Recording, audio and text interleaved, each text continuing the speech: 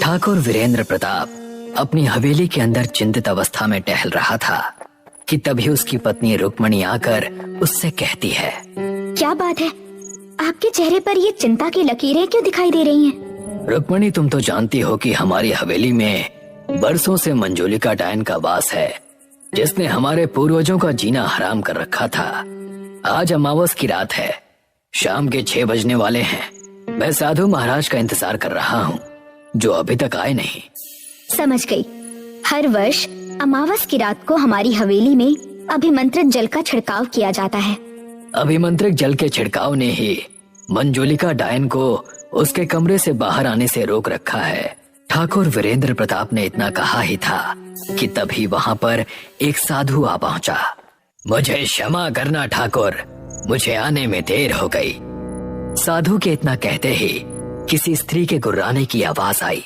साधु महाराज, जल्दी से हमारी हवेली में अभिमंत्रित जल का छिड़काव कर दीजिए और शुरुआत मंजूलिका के कमरे के बाहर से कीजिए। डरावनी आवाज आनी शुरू हो गई है। ठाकुर वीरेंद्र प्रताप के इतना कहते ही साधु तुरंत हवेली के एक बहुत बड़े कक्ष के बाहर पहुंच गया।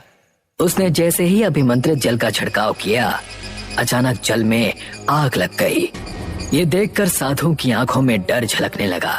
साधु डरते हुए वीरेंद्र प्रताप से कहता है, ये तो अनर्थ हो गया ठाकुर, अभिमंत्रित जल में आग लगना बहुत ही बुरा संकेत है। ये आप क्या कह रहे हैं साधु महाराज? वर्षों से इस हवेली के अंदर अभिमंत्रित जल का छिड़काव किया जा रहा है, अब तक तो ऐसा कुछ नहीं हुआ। तभी साधु की नजर दीवार पर लगी हुई एक 10 वर्षीय बच्चे की तस्वीर पर पड़ी। ठाकुर, ये किसकी तस्वीर है? ये मेरे इकलौते 10 वर्षीय पुत्र आर्यन की तस्वीर है। ये सुनकर साधु बुरी तरह से चौंक पड़ा। ठाकुर, मैंने तुम्हारे दादा को देखा है। जब तुम्हारे दादा को पता चला था कि मंजूलिका शैतान को प्रसन्न करने के लिए काला जादू कर रही है और निर्दोष लोगों की बलि दे रही है, तो उन्होंने मंजूलिका को जिंदा जला दिया था। लेकिन मंजूलिका मर के भी मरी नहीं थी और डायन में परिवर्तित हो गई। उसने डायन बनकर हवेली के लोगों का जीना हराम कर दिया। तब तुम्हारे दादा ने एक साधु की मदद से मंजूलिका को एक हवेली के कमरे में कैद करवा दिया था। वो सब तो सही है साधु महाराज, लेकिन आप कहना क्या चाहते हैं? तुम्हारे 10 वर्षीय पुत्र की शक्ल हूबहू तुम्हारे ससुर से मिलती है ठकुराई। मंजूलिका को तुम्हारे ससुर से नफरत थी। मंजूलिका समझती है कि तुम्हारे दादा पुनर्जन्म लेकर तुम्हारे बेटे के रूप में इस संसार में आए हैं, इसीलिए इस अभिमंत्रित जल में आग लगी है। साधु के इतना कहते ही वहाँ पर तेज हवाएं चलने लगी और मंजूलिका के कमरे का दरवाजा खुल गया, जिसके बाद एक भयानक दिखने वाली औरत कमरे से बाहर आकर उन सबको घूरने लगी। ये तो मंजूलिका है। मेरा शत्रु ठाकुर हुकुम सिंह तेरी संतान बनकर इस दुनिया में दोबारा आया है।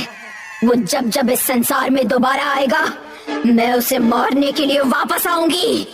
तभी साधु चीखते हुए ठाकुर वीरेंद्र प्रताप और रुक्मणी से कहता है, ठाकुर, अपनी पत्नी और अपने बेटे को लेकर इस हवेली से निकल जाओ। मैं इस मंजूलिका को दोबारा कमरे में बंद करने का प्रयास करता हूँ। इतना सुनते ही ठाकुर वीरेंद्र प्रताप अपनी पत्नी रुक्मणी और अपने बेटे को लेकर हवेली से बाहर निकल गए। हवेली के बाहर रुक्मणी कांपते हुए ठाकुर वीरेंद्र प्रताप से कहती है, इसका मतलब हमारे पुत्र की जान खतरे में है। तुम चिंता मत करो रुक्मणी, हम अपने पुत्र को अमेरिका में पढ़ने के लिए भेज देंगे और उसे कभी भी इंडिया नहीं आने देंगे। ठाकुर वीरेंद्र प्रताप उसी समय रुक्मणी को लेकर अपने दूसरे बंगले में चला गया और अगले ही दिन आर्यन को पढ़ने के लिए अमेरिका भेज दिया। इस घटना के 15 साल बाद क्या हुआ रुक्मणी, तुम उदास क्यों हो? मुझे अपने बेटे आर्यन की बहुत याद आ रही है। कुछ महीने पहले ही तो हम दोनों अमेरिका में उससे मिलने गए थे। तभी वहाँ पर उनकी नौकरानी राधा आ गई। राधा रुक्मणी से कहती है, आप चिंता मत कीजिए मालकिन, मुझे विश्वास है कि एक दिन मंजूलिका का अंत अवश्य होगा। तभी बंगले की डोरबेल बजती है। ठाकुर वीरेंद्र प्रताप जैसे ही दरवाजा खोलता है तो सामने का दृश्य देखकर चौंक पड़ता है। आर्यन, तुम यहाँ पर, और तुमने तो आने की खबर तक नहीं दी। और तुम्हारे साथ ये लड़की कौन है? पिताजी, ये दिशा है, आपकी बहू। क्या तुमने शादी कर ली और हमें बताया तक नहीं? पिताजी, सब कुछ इतनी जल्दी में हुआ कि आपको बताने का मौका ही नहीं मिला। इतना कहकर आर्यन अपनी पत्नी दिशा के साथ बंगले के अंदर आ गया। अगले दिन आर्यन ने अपनी माँ रुक्मणी से कहा, माँ, दिशा को पुरानी हवेलियाँ देखने का बहुत शौक है। मैं अपनी पत्नी दिशा के साथ हमारी पुश्तैनी हवेली में रहना चाहता हूँ। ये सुनते ही रुक्मणी की आंखों में डर झलकने लगा। तुम तो जानते हो आर्यन, फिर भी ऐसी बातें कर रहे हो। माँ, हर साल हमारी हवेली में अभिमंत्रित जल का छिड़काव किया तो जाता है। मुझे विश्वास है कि ऐसा कुछ नहीं होगा।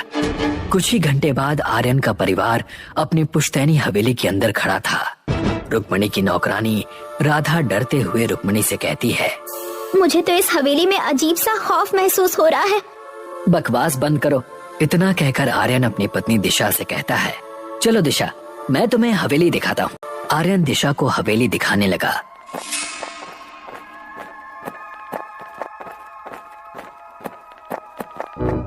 दिशा, इसी कमरे के अंदर मंजूलिका का वास है, बस इस कमरे को मत खोलना। अगले दिन आर्यन मार्केट में शॉपिंग करने चला गया और दिशा हवेली में टहल रही थी। दिशा मंजूलिका के कक्ष के बाहर पहुंची ही थी कि तभी उसके कानों में कक्ष के अंदर से एक स्त्री की आवाज आई, दरवाजा खोलो दिशा, जब मैं जीवित थी तब मेरी एक बेटी थी। तुम मेरी उसी बेटी की वंशज हो। मेरी बेटी के बारे में मेरे अलावा और कोई नहीं जानता था। न जाने क्यों दिशा के पैर मंजूलिका के कक्ष की ओर खींचे चले गए। दिशा ने अचानक दरवाजा खोल दिया।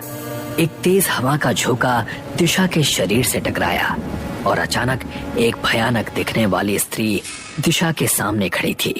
दिशा कांपते हुए होठों से उससे कहती है, कौन हो तुम? अगले ही पल वो भयानक स्त्री गायब हो गई। दिशा चलती हुई उस कमरे की ओर चली गई जहां पर राधा सफाई कर रही थी। राधा ने चौंकते हुए कहा, आप मुझे ऐसे घूर क्यों रही हैं? तभी राधा का शरीर अचानक हवा में उड़ गया। दिशा भारी आवाज में राधा से कहती है, बता, कहाँ पर है वो? कौन हो तुम और तुम किसकी बात कर रही हो? मैं मंजूलिका हूँ, जो अपने सबसे बड़े शत्रु ठाकुर हुकुम सिंह को मारने आई हूँ। राधा की चीख हवेली में गूंज गई। राधा की चीख सुनते ही ठाकुर वीरेंद्र प्रताप और रुक्मणी वहां आ पहुंचे, जो दिशा का भयानक चेहरा देखकर बुरी तरह से कांप उठे। ये तो मंजूलिका है। लगता है राधा के शरीर में मंजूलिका ने अपना वास कर लिया है। तुमने सही कहा, इसने हमारी नौकरानी राधा को मार दिया है। लगता है ये हम में से किसी को भी जीवित नहीं छोड़ेगी। हमें आर्यन की बात नहीं माननी चाहिए थी। रुक्मणी ने इतना कहा ही था कि तभी दिशा, जिसके शरीर के अंदर मंजूलिका प्रवेश कर चुकी थी, गुस्से में रुक्मणी से कहती है, बता ठाकुर हुकुम सिंह कहाँ है? रुक्मणी इससे पहले कुछ कहती कि तभी भयानक हो चुकी दिशा के हाथ अचानक से लंबे होकर रुक्मणी की गर्दन तक आ पहुंचे। रुक्मणी की चीख हवेली में गूंज गई। तभी वहां पर आर्यन आ पहुंचा और वहां का दृश्य देखकर हक्का बक्का रह गया। आर्यन को देखकर दिशा के शरीर में मौजूद मंजूलिका की आंखों में खून उतर आया। तूने मुझे मेरे मकसद में कामयाब होने से पहले ही जिंदा जला दिया था ठाकुर हुकुम सिंह। अब मैं तेरी आंखों के सामने तेरे परिवार वालों को मार डालूंगी। मंजूलिका ने इतना कहा ही था कि तभी ठाकुर वीरेंद्र प्रताप का सर के साथ फट गया। तभी वहां पर वही साधु आ पहुंचा जिसने वीरेंद्र प्रताप को वर्षों पहले इस हवेली से बाहर निकलने के लिए कहा था। साधु ने चीखते हुए आर्यन की ओर देखकर कहा, उसकी आंखों में मत देखो आर्यन, तुम्हारी पत्नी के अंदर मंजूलिका है और उसकी आंखों में सम्मोहन है और वो सम्मोहन तुम्हारी जान ले लेगा। साधु के इतना कहते ही आर्यन ने अपनी नजरें दिशा के चेहरे से हटा ली। मंजूलिका तुम्हारी पत्नी के शरीर में प्रवेश कर चुकी है। बरसों पहले मैंने तुम्हारे माता पिता को चेतावनी दी थी कि वो तुम्हें इस हवेली के अंदर लेकर ना आए, मगर उन्होंने तुम्हें यहाँ लाकर गलती की। और उसकी सजा भी पाई। ये आप क्या कह रहे हैं साधु महाराज? क्या ये भयानक औरत मेरी पत्नी है? ये अब तुम्हारी पत्नी नहीं, बल्कि तुम्हारी पत्नी के अंदर मंजोलिका है। मंजोलिका और तुम्हारी पत्नी अब एक हो चुके हैं। शायद तुम्हें नहीं मालूम, तुम्हारी पत्नी मंजोलिका की ही वंशज है, क्योंकि मंजोलिका केवल अपनी वंशज के शरीर में ही प्रवेश कर सकती है। अब ये तुम्हारी पत्नी के शरीर से कभी बाहर नहीं आएगी और अब इसे संसार में आने का दोबारा मौका मिल गया है। इतना कहकर साधु ने अपनी झोली से अभिमंत्रित जल निकालकर भयानक हो चुकी दिशा के शरीर पर फेंक दिया और तभी दिशा अपने असली रूप में आ गई। मेरे पास आओ आर्यन, मंजुलिका मेरे शरीर से चली गई है। साधु महाराज, ये मेरी पत्नी ही है। उसके पास जाने की गलती मत करना। उसके शरीर में अभी भी मंजोलिका है, वो तुम्हें धोखा दे रही है।